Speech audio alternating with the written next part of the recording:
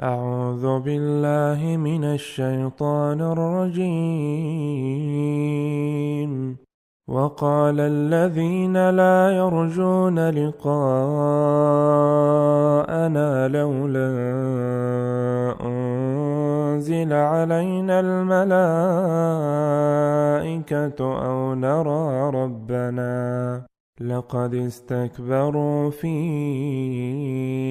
أنفسهم وعتوا عتوا كبيرا. يوم يرون الملائكة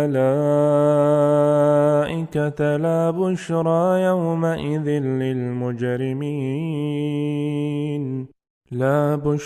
يومئذ للمجرمين ويقولون حجرا محجورا.